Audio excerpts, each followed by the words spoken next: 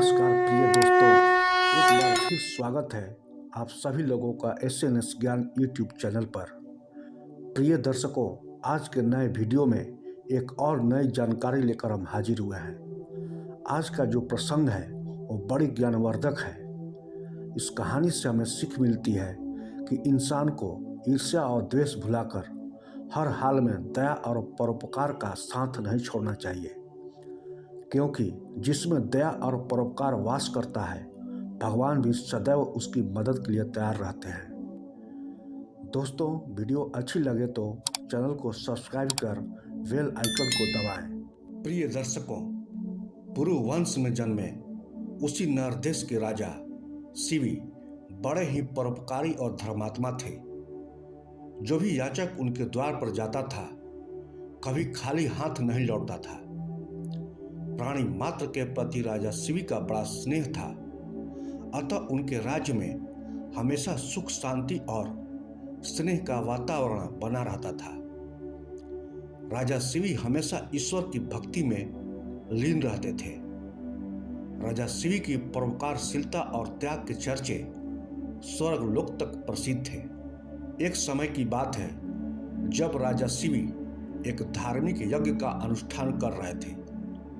इतने में एक कबूतर उड़ते उड़ते अर्थनाद करता हुआ राजा शिवी के गोद में आकर छुप जाता है और मनुष्य की भाषा में बोला, राजन, मैं आपकी शरण में आया हूँ, मेरी रक्षा कीजिए। थोड़ी ही देर में कबूतर के पीछे पीछे बाज भी वहां आ पहुंचा और बोला, राजन, निस्संदेह आप धर्मात्मा और परोपकारी राजा हैं। आप कृत धन को धन से, झूठ को सत्य से, निर्दयी को क्षमा से और क्रूर को साधुता से जीत लेते हैं। इसलिए आपका कोई शत्रु नहीं और आप अजात शत्रु नाम से प्रसिद्ध हैं।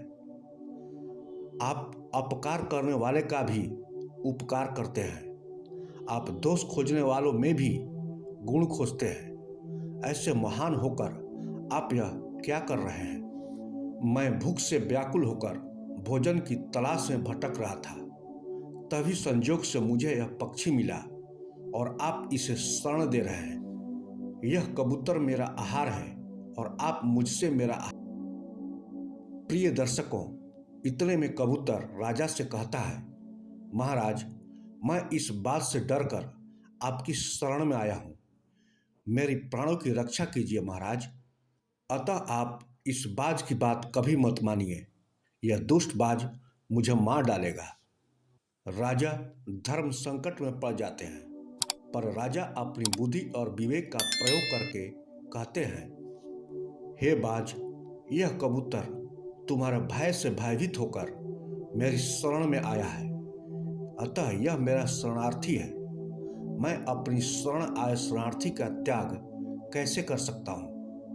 जो मनुष्य भय, लोभ, ईर्ष्या, लज्जा या द्वेष से शरणागत की रक्षा नहीं करते या उसे त्याग देते हैं, सज्जन लोग उसकी निंदा करते हैं और उनको ब्रह्म हत्या के समान पाप लगता है। जैसे हमें अपने प्राण प्यारे हैं, वैसे ही सभी जीवों को अपने प्राण प्यारे हैं। समर्थ बुद्धिमान मनुष्य को चाहिए कि असमर्थ या मृत्यु भय से भयभीत जीवों की रक्षा करें। अतः हे बाज, मृत्यु के भय से भयभीत यह कबूतर मैं तुझे नहीं दे सकता। इसके बदले तुम जो चाहो खाने के लिए मांग सकते हो। मैं तुझे वह अभीष्ट वस्तु देने को तैयार हूँ। तब बाज ने कहा, राजन, प्रत्येक प्राणी भूख से व्याकुल होते हैं। मैं भी इस समय भूख से व्याकुल हूँ। यदि मुझे इस समय यह कबूतर नहीं मिला तो मेरे प्राण चले जाएंगे। मेरे प्राण जाने पर मेरे बाल बच्चों के भी प्राण चले जाएंगे।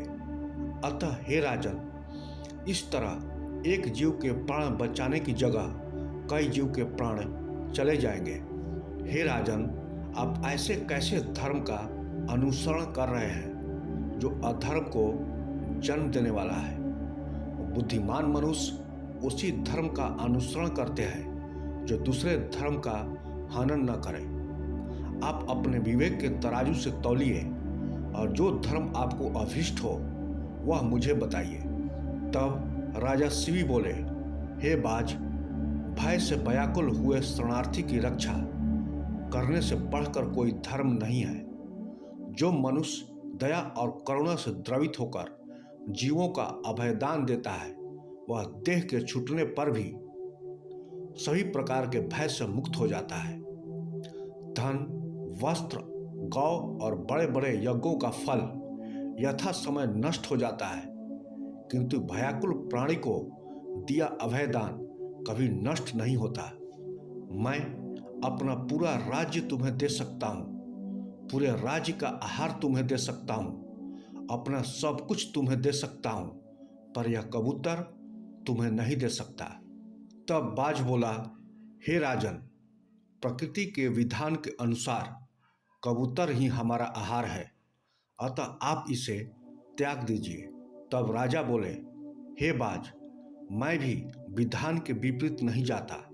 शास्त्र कहता है, दया धर्म का मूल है, परोपकार पुण्य है और दूसरों को पीड़ा देना पाप है। अतएव तुम जो चाहो सो ले सकते हो, परंतु ये कबूतर नहीं दे सकता। तब बाज बोला, ठीक है राजन, यदि आपका इस कबूतर के प्रति इतना ही प्रेम है तो मुझे ठीक इसके बराबर तौलकर अपना मांस दे दीजिए, जिससे मैं अपनी भूख को शांत कर सकूं। मुझे इससे अधिक और कुछ नहीं चाहिए। प्रिय दर्शकों, प्रसन्न होते हुए राजा शिवी बोले, हे बाज, तुम जितना चाहो उतना मांस मैं देने को तैयार हूं। यदि यह क्षणभंगुर देह धर्म के काम न आ सके तो इसका होना व्यर्थ है। यह कहकर राजा ने तराजू मंगवाया और उसके एक पलड़े में कबूतर को बिठा दिया और दूसरे पलड़े में वह अपना मांस काट काट कर रखने लगे। लेकिन तराजू में कबूतर का वजन मांस से बढ़ता ही गया। राजा ने शरीर भर का मांस काट के रख दिया, परंतु कबूतर का पलड़ा नीचे ही रहा। तब अंत में राजा शिवी स्वयं उस पलड़े में बैठ गए और बोले, हे बाज, ये लो, मैं तुम्हारा आहार तुम्हारे सामने बैठा हूं। इतने में आकाश से पुष्प वर्षा होने लगी, मृदंग बजने लगे। स्वयं भगवान अपने भक्त के इस अपूर्व त्याग को देखकर प्रसन्न हो रहे थे। यह देखकर राजा शिवी विस्मय से सोचने लगे कि इसका क्या कारण हो सकता है। इतने में कबूतर और बाज दोनों ही अंतर्ध्यान हो गए और उनकी जगह भगवान इंद्र और अग्नि देवता प्रकट हुए। इंद्र ने कहा, हे राजन, आपके जैसा धर्मपरायण और त्यागी मैंने कभी नहीं देखा। मैं इंद्र हूँ जो बाज बना था और ये अग्नि है जो कबूतर बना था। हम दोनों तुम्हारे त्याग की परीक्षा ले रहे थे। हे राजन, ऐसे मनुष्य विरले ही होते हैं जो दूसरों के उपकार के लिए अपने प्राणों का भी मोह नहीं करते। अपना पेट भरने के लिए तो पशु भी जीते हैं, पर प्रशंसा के योग्य जीवन तो उन लोगों का है जो दूसरों के लिए जीते हैं। इंद्र ने राजा को वरदान देते हुए कहा, तुम चिरकाल तक दिव्य रूप धारण करके पृथ्वी का पालन कर अंत में भगवान के ब्रह्मलोक में जाओगे। इतना कहकर वे दोनों अंतर्ध्यान हो गए। प्रिय दर्शकों, भारत वह भूमि है जहां राजा शिवी और दधीचि जैसे लोग अवतरित हुए हैं, जिन्होंने परोपकार के लिए अपना जिंदा शरीर दान दे दिया। और एक हम लोग हैं, जिंदा की तो बात छोड़िए, मरने के बाद भी अंग दान नहीं करते। प्रिय दर्शकों, मरने के बाद यह शरीर कूड़ा हो जाता है, पर आपके लिए जो काम का नहीं है वह किसी को जीवन दे सकता है, किसी को रोशनी दे सकता है। और ऐसा तब हो सकता है जब आप इस मृत शरीर को दान करें। इसलिए दोस्तों, अब समय आ गया है अंत्येष्टि क्रिया को बदलने का और अंग दान कर परोपकार के भागीदार बनने का। कृपया इस बात पर विचार करें और अपना निर्णय लें। इस वीडियो में बस इतना ही। वीडियो अच्छी लगे तो लाइक करें और दोस्तों को शेयर करें।